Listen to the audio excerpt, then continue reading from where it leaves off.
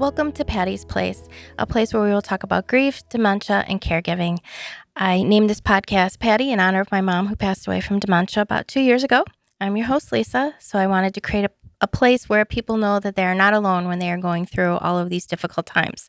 So grab your cup of tea, your cup of coffee, or if you're having a really bad day, a glass of wine, and let's get going and talking about our guest today. Our guest today is Victoria Volk. She is a certified grief specialist. You're also an author.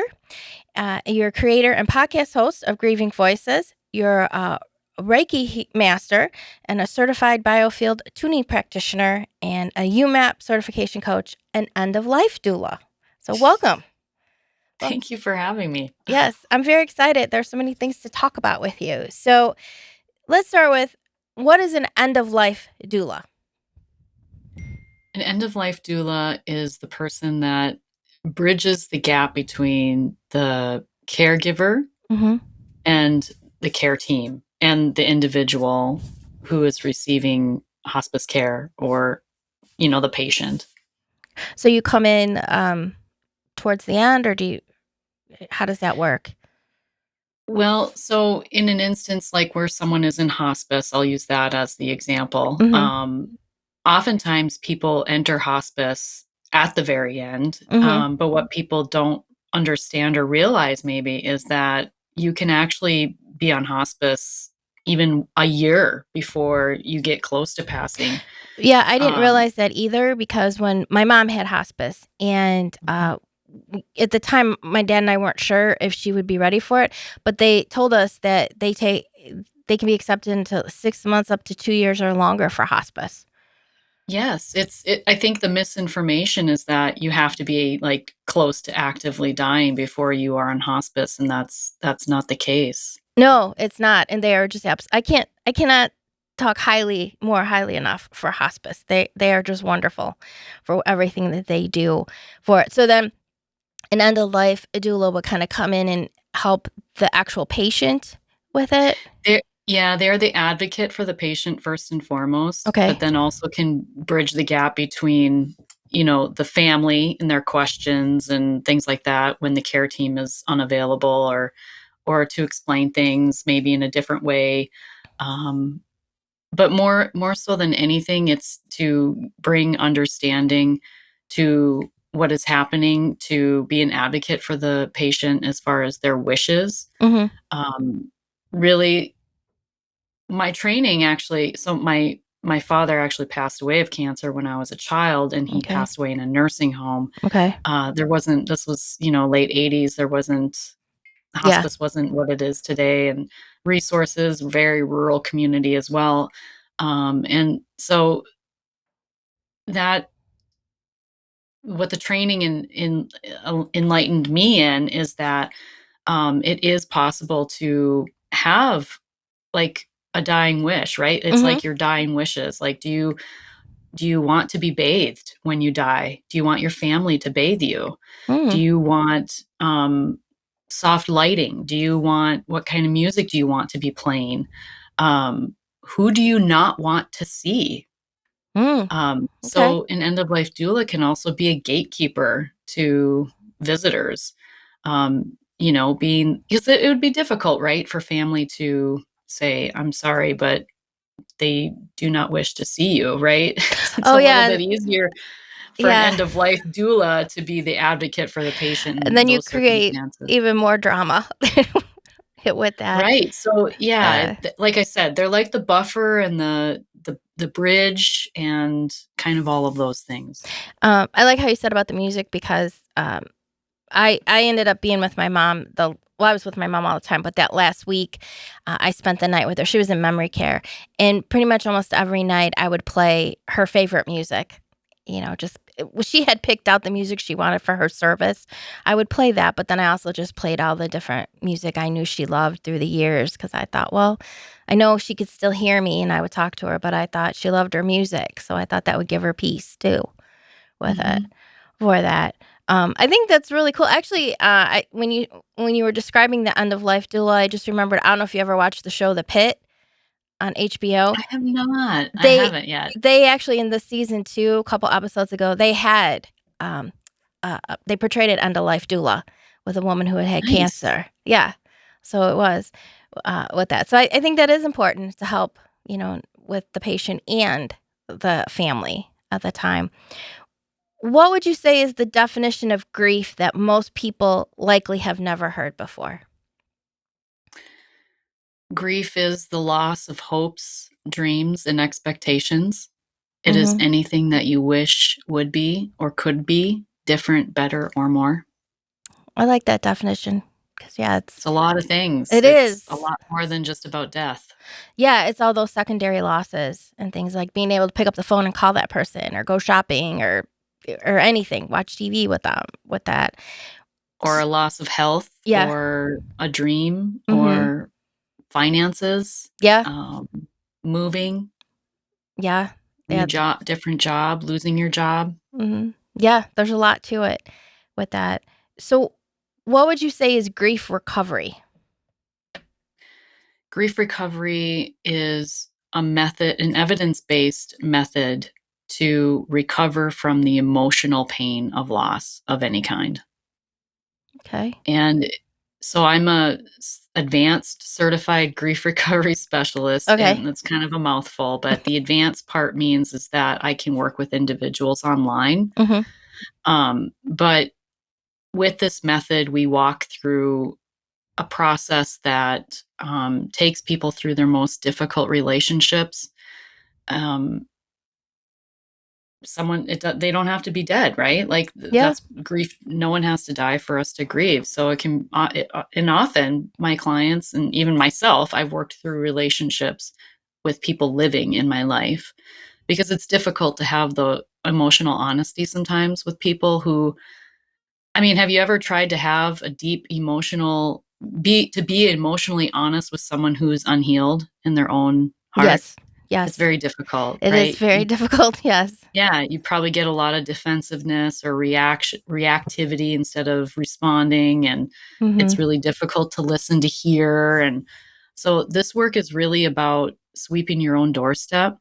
It's clearing the energetic muck that you are carrying around from the Mhm. past, from your relationships, and through apologies and forgiveness and all of these emotional things that we hold on to that add layer upon layer to our grief. That's what we work through. And I had a client that went through the program with me, and she said, people say you have to do the work. This is the work. I know what it means now. Mhm. So it's really deep. It's not easy. People are more apt to spend a couple grand on a vacation for a week than emotional freedom, and I get why. Oh, yeah. Truly, Yeah. I get why. Yeah. We resist the hard things. And the question I would pose to people is, you've already gone through the worst thing. Mhm. What, it's the suffering can either take us down with it, or it can be a gateway to expansion and growth in our lives. And I'm not saying that we have to have loss in order to grow, but my life experience has taught me Mhm. and the countless people I've talked to on my podcast over 5 years, and just people I've worked with, that um, when you get to the other side of that, through deep introspection and reflection and bringing those things to your awareness, you disarm it's almost like you are able to, you really essentially process the pain versus all the ways that we avoid it, distract ourselves and push it down. So that is the work. It's truly sitting with what's happened in the past so that it no longer dictates the present or your future. And that probably helps you too when you know that you'll probably never maybe get an apology from a person or that, but yeah, you're able to work through your own feelings with it. With the Right. And have you tried to forgive somebody who thought that they didn't do anything wrong? I mean, Yeah. if it's, I forgive you. Well, what did I do wrong? Right. Right? You're stuck in emotional jail. So Right. the beautiful thing about this work is you don't have to confront the Mhm. other person. It really is an internal responsibility. It is the individual's responsibility. No one else can heal you. It That's is that's very the true. work of the individual. And I tend to say that I think illness and death brings out the worst in people because it is such an emotional experience. So all of those feelings come into play, the sadness, the anger. Like you don't think about all that, but it does. And now you're dealing with all these people and stuff, and it's just very difficult to navigate. And I would challenge that and say, but it doesn't have to. No, it doesn't. And that's the piece I want to bring to this conversation is Mm, that it doesn't have to bring out the worst in you. It can actually bring out the compassion in you. mhm. It can bring out the potential in you. Um, I carried 30 plus years of grief and trauma in my body and in my life that impacted how I parented my kids. Mhm. Up until 2019, early 2019, when I went through grief recovery myself, and I was not the same person after that. That experience transformed me, and I had a lot of anger in my body and rage that came out in a flood of tears. I didn't think I could cry anymore. Mhm. And when you lose a parent as a child, when you're molested, when you have an emotionally unavailable living parent, um, it's going to change you. Oh, for And sure. and it did, and not for a good way in my early 20s. And so I had a lot of work to do. But it took me 30 years to get to a place where I surrendered to the fact that I can't do this on my own because I'm quite stubborn and I'm quite the skeptic. Mhm. And and I question a lot. But one of the things was I started to question. I asked myself bigger questions. How should I put this? When I started to ask myself the bigger questions instead of turning those questions onto other people, and I Mhm. started to ask myself those questions, Mhm. that's when the ball started rolling for me in the area of personal development. Because I thought I was pretty screwed up. I thought, oh my gosh, like my life is one meant to be just one of suffering. Like, is this all there is to life, is just to suffer? Like, is this why Right. we're here?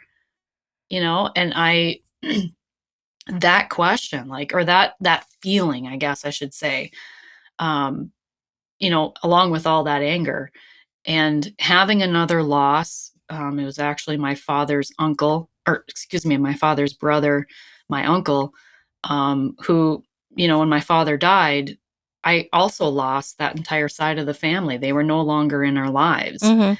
And there was this story that was passed down. And, I was the youngest of four. My brother was 5 years older. My sister was 9 years older than me. So I was essentially like an only child when all this happened, and Mhm. kind of had to raise myself through it. But um, my uncle was diagnosed with brain cancer, Mm. and I went to see him, having not seen him in 30 years since my father's funeral. And that was in the process of I was in the editing phase of my book, and that really is what opened me up to the fact that grief is my issue here. And it actually took me another almost 2 years before I went to Google to find something to help me, because like I said, I get the resistance. I get the like I said, we've already gone through the hard stuff. Mhm. Like, what do you have to lose? So I'm so glad I did that, because everything I've accomplished, or everything I've gotten done because of that, or after that, has been because I went through and just became emotionally complete with a lot of relationships that were causing a lot of suffering in my life. I don't think people realize that grief does affect your body. A lot of people, they just think, "Oh, grief, you're sad." They just don't realize the levels of it and how it can be stored in your body, and how one loss can bring up other losses. So, what do you say to those people who believe they don't have to dig up the past to heal? Well, how is that working for you? Yeah. That's There you what go. Yeah, how's that's that what I working? ask, like, Yeah. how are you? Yeah. How are you doing? Like, really, like, because if you are projectile vomiting your emotional dis-ease over the people around you, okay, so it's manifesting in that way. If you're like a tea kettle, we are like tea kettles. Mhm. We either implode or we explode. So either you're having physical manifestations or you are outwardly expressing it with gambling, shopping, relationships, anger, pornography. Mhm. I mean, anything that makes you feel better for a short period of time. Even exercise can be a way that people cope. And yes, exercise is healthy, but is it, are you doing it to negate or avoid what's really going on emotionally? Mhm. So I think that,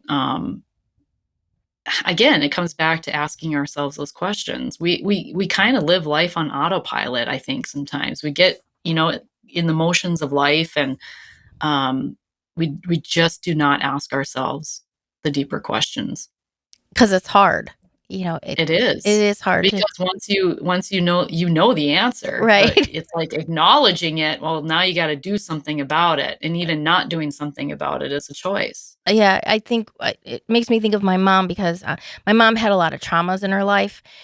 She was sick as a child 3 times, and she lost her cousin when she was 11, and they were more like sisters. And this was back in the 50s where, nobody talked about it. And so she always felt she really had that survivor's guilt because people would look at her and then start crying for her cousin. So she almost felt like, Mhm. and then she had other people through her life pass away.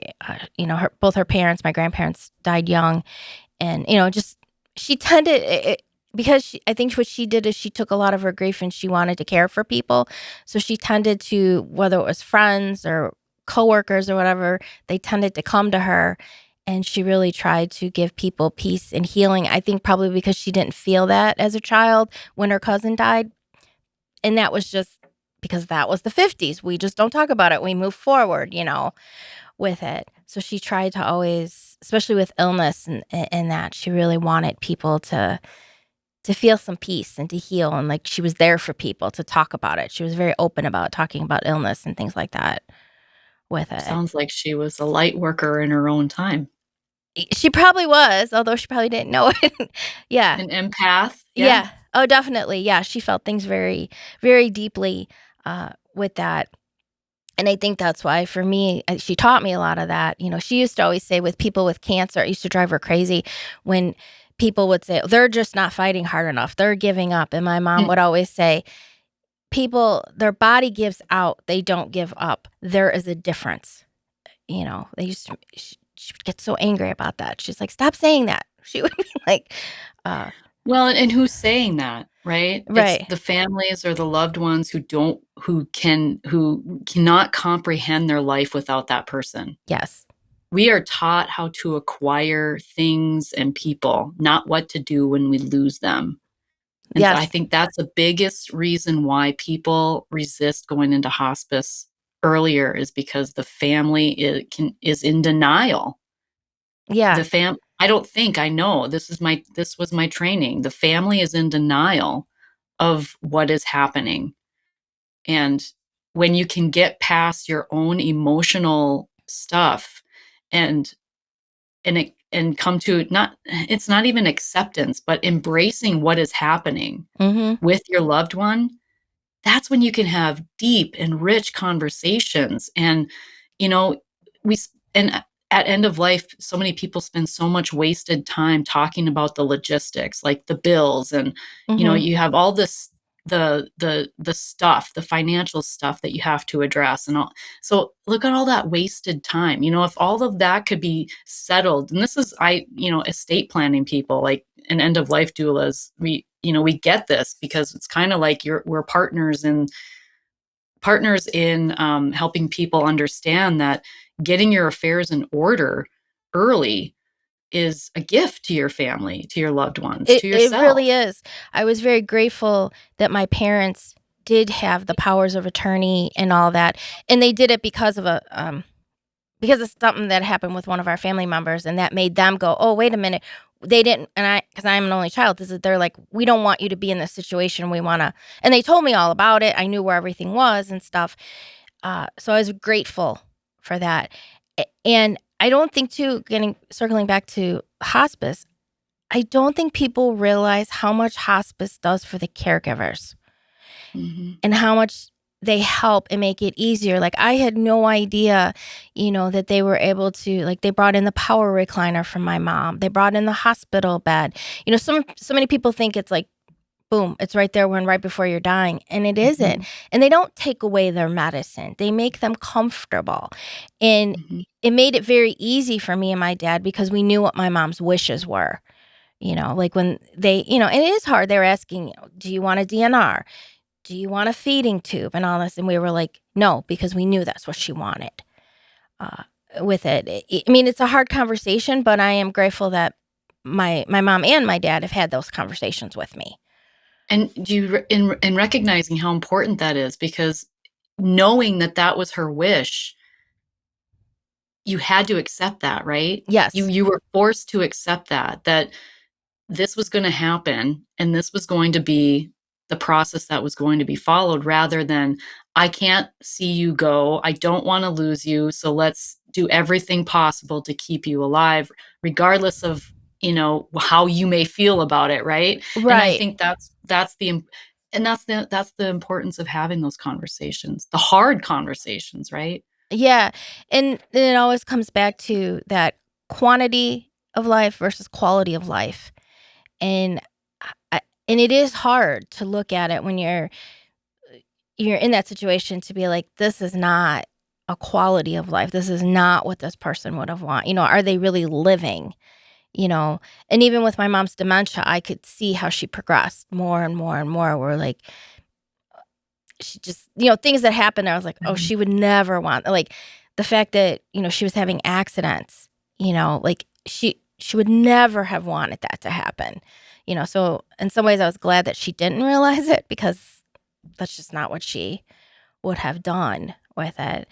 And I think in hospice too, like I said, they bring in so many, there's like social workers and there's chaplains and my mom, they brought in the music therapist for her and so many things. And then I had grief counseling available to me, even with the anticipatory grief. With that, it just, I wish Resources. yes, the Mhm. resources. I wish people would be able to do that more, but there's so much resistance from people Mhm. because it is hard. I didn't want my mom to die. I didn't want my mom to have dementia, but here we are Mhm. with it. So, what would you say is the one thing people need to know about grief? No one escapes it, That's very true. and we all grieve at 100%, and no 2 people you know, I was gonna say no 2 people grieve the same, but that's not necessarily true, because there are myths of grief that we all actually kinda succumb to, and because it's when grief strikes, right, we resort to what we know, Mhm. and what we know is what we learned by watching our parents. Mhm. Generally, the people in our environment, the caregivers and caretakers who shaped us, because we learn 75% of how to by the age of 3, we've learned how to respond to life, by 75% of how to Mm. respond to life by age 3. The remaining comes by age 15. Mhm. So, by the age 15, we're pretty we've been shaped into how to respond to life, and for most people, I mean, it's starting to change now with, I think COVID helped to catapult a lot of these conversations, but, um, again, we resort to what we know, and what we know and what we're taught is usually unhelpful and hurtful.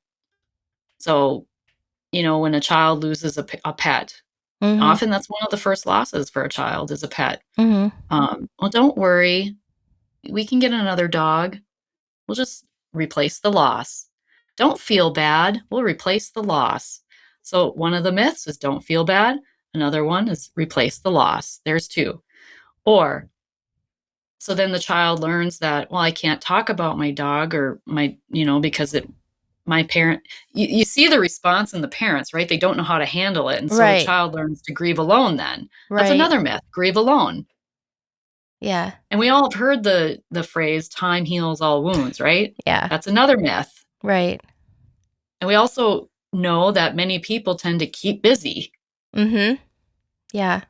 right? To distract themselves. That's Mhm. another myth, keep busy. Mhm. And another one, be strong. Oh, I hate that one. Gotta be strong. I said this. I asked my grief counselor so many times. I'm like, what does that even mean? Be strong. Like, I want to say, I guess I had a choice, but I really didn't have a choice. I'm like, what does it even mean? That's people are like, oh, you're so strong. I'm like, okay, like, You can be strong or you can be human. oh, I like that. Yeah, yeah, Yeah, but these are the myths of grief. So when right, I wanted to say, like I was about to say, people grieve differently, but really we don't. We right. all succumb to these myths of grief, that these are the things that we've learned. These are the patterns that repeat. Mhm. This is the education we've received about grief. And so that's why I'm so passionate on the educational piece. And the grief recovery method is very much educational. Mhm. I recommend anyone to pick up the book, The Grief Recovery Handbook. You will learn more about grief than you've ever learned. Okay. And that is the book that we use to facilitate the program, the Grief Recovery Method. You can't do it alone. I tried.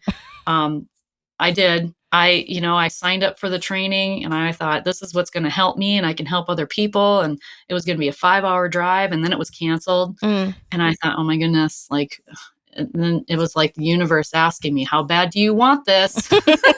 So I signed up for the training in Austin, Texas, and I invested way more than I would have needed to. But I just felt like this was the answer for my heart and what Mhm. I was looking for. And it truly ended up being that way. And, you know, I, you got to follow the nudge. If something is nudging you and it keeps noodling at you, um, follow those breadcrumbs. And when that initial training was canceled, my husband said, you've taught yourself so many things. Just get the book, teach yourself. Like you don't need anyone to train you. Mhm. And so I got the book and I read it. And I should have grabbed my copy because it's full of doggy ears Mhm. and highlighting and post-it notes. It's like we cannot heal on an island. And that's why on my podcast, Grieving Voices, it's me on an island with a megaphone. That's how you feel, Mhm. right? Yeah. That's how you feel. Yeah. And, you just want to scream out to the ether and, and you feel like you're alone. Yeah. But it is the one thing that unites us all, where no one's escaping it. No, no, we're not. And I typically am not like a support group type of person, but like I do go to the hospice that my mom was with. They started a parent support group, and I look forward to it every month that I go to it because I don't feel so alone. I So many things are so similar. All of our stories are different, but yet there's so many things and so many feelings. And I just feel for that hour and a half or that I do feel supported. And sometimes I don't even have to say anything, but sometimes I feel that comfort because it's like you're not alone with it, and you also know that you have other people that understand how you're feeling and you can talk to them about it as well for that. On your website, I love this. It says, welcome friend from the fog of loss to clarity of peace. I love that saying with it. Thank you. And your website is theunleashedheart.com, correct? Um, Yes. and I saw when I was on your website, I saw you have on here, it's called Unleashed Letters. What is that? That's my newsletter. Okay. It's a So, biweekly newsletter. okay, with that. And then you also have something on there that's Spank Sessions? Spark. Spark, sorry. I can't read my own Yep, writing. that's okay. Yeah, I can't read my That's own okay. writing. Spark Sessions. What is that? Spark session is really it's people who are a little bit maybe further along in their journey. They're kind of on the other side of the grief, and it's like I've worked through all this stuff, and there's something noodling at me that I really want to do, and I want to brainstorm with someone. I want some encouragement, or I need some insight. Yeah, it's like I'm a co-creator with someone that is just looking for their spark. Okay. And yeah, I consider myself, if someone wants to be pushed off the metaphorical cliff to get something accomplished or to set out to do something, I can be the pusher. I tend to push people off cliffs to Well, that's not figure always a it out bad on your way down. It's okay. yeah. You're not going to have certainty, and embrace the uncertainty of life. Well, that's not always a bad thing. You have a lot of meditations on your website too, I saw, that people Yeah, I can, create meditations. Yeah. with that. And then your book is The Guided Heart, Moving Through Grief and Finding Spiritual Solace.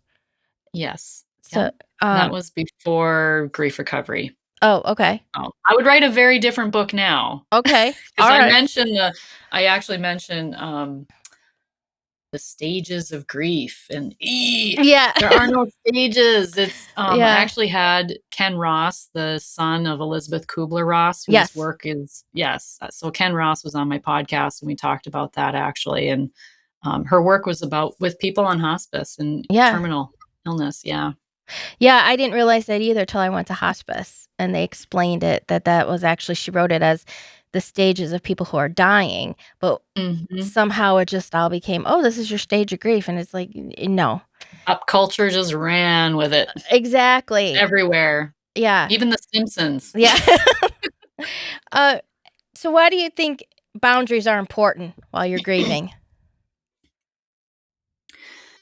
Well, what I would say about boundaries, me personally, is I didn't know a boundary if it slapped me in the face. Okay. Most people wouldn't know a boundary if it slapped them in the face. And most people, when they're confronted with a boundary by someone else, they tend to get defensive and not like it. Right. Yes. And people who Yes. get defensive and not like the boundaries of other people probably don't have their own. Oh, okay. When we are, like, for me personally, my boundaries were basically non-existent, because I was violated as a child, Mhm. and there was no privacy. My privacy was violated in many different ways, and I didn't know what boundaries were. Like, I wasn't taught what were boundaries. Mhm. And I think that's how a lot of people are raised. We really don't understand how boundaries can provide safety. They can provide a sense of security within yourself and your body. But they can also be walls, right? Mm, Like, true. they can be emotional walls that we build in order to keep ourselves on an island because of fear or Mhm. uncertainty, right? Like, boundaries can be unhealthy. Mhm. They very much can be, but I highly recommend the book Boundaries. Okay. Dr. Townsend, and there's another doctor. That's generally the book that I recommend for people to read after they've gone through grief recovery. It's excellent, excellent book on boundaries of all types, of all kinds of different boundaries. Did I answer your question? I feel like I didn't, but I kind of went on a tangent. Oh, no, I think it is because, I think boundaries are hard. I know I have a hard time, like, being able to, sometimes it's just, like, to say no and not feel guilty, you know? Mm, I the people pleasing. Hmm? yeah, I think it is. I think it's important, and I think it is hard while you're grieving, or even when you're taking care of your loved one. Sometimes you have to, and then it can be very difficult, to be able to say, "No, I can't do this," or, "No, I'm gonna do this today," or y like, they always, one of the things, when hospice, a lot of times we'll talk about that, to have your plan B, especially, like, during holidays or special occasions where those events can be really hard when your loved one's not there, and that it's okay if you tell someone, "I'm gonna drive myself," and if you leave earlier than expected, to be able to do that, because not everybody will understand that, but it can be hard to say, "No, I'm gonna do this," I'm trying to put boundaries up, you know? Well, and I think a big part of it too is, and this is I'm navigating this in the last few years too, as I learn more about myself, the importance of informing people. Mhm. Informing doesn't mean asking for permission. That's true. If you would say to someone, someone invites you to something, and you're not. you can say, if you're not sure how you're going to feel, like the event's not for like 2 weeks. Well, I'm unsure today, but ask me 3 days before, a few days before, and I'll see how I feel. Mm-hmm. It's honest. You're not saying yes. You're not saying no. It gets closer to the event. They ask you again, and you can respond with however you're feeling. No, I'm really not feeling comfortable with going at this time. Or, you know, you know what? That sounds really nice to be out with people and things like that. I'll come, but I'm just going to make sure I drive myself, or, just know that I might leave early if I'm feeling like I need to rest. It's just being emotionally honest with compassion Mm-hmm. and with informing without asking for permission. It is, and it sounds so easy, and yet It does. I know. And it then you have the dynamic too. Let's say it is your parent and right. you are the caregiver. That's where boundaries can be really difficult, right? Yes, yes. Yes, because As you know. with that and with my dad still now too. So yeah, it's that fine line you walk with it. If you didn't have those things established growing up, Mhm. it's like adulthood becomes the training ground. Crisis becomes the training ground often Yeah. for people, and that's like the worst time when everybody's emotionally amped up, right? Right. Yeah, it is. It can be very, very difficult. And then also too, you learn how people handle crisis. I joke about myself like I'm one of those people that in the crisis, I'm fine. I am thinking 3 steps ahead. We need to do this, this, or this. But then, like, it could be weeks, months, whatever later on, and something really simple like my TV or the internet's not working, and I just completely fall apart. I'm just like, don't mess with that little stuff. The big stuff I handle, but um, but then other people are different, where they completely fall apart in the middle when it's happening.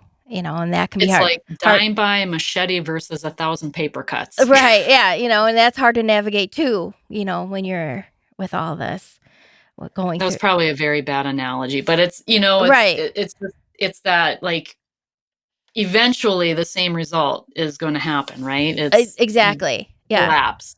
Yeah.